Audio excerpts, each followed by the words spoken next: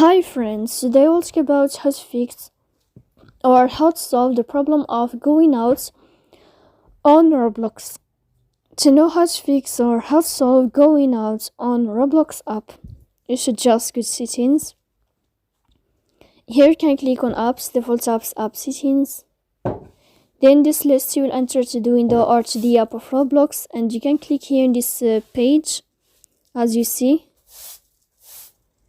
Then this list of app info, you can click on first stop and you can click OK. Then you will enter to the window of storage. Here you can click clear cache. Don't click clear data because that can cause the errors in your app. In the end, you can go to Play Store, you can search about Roblox, you can uninstall your app and you can install it again.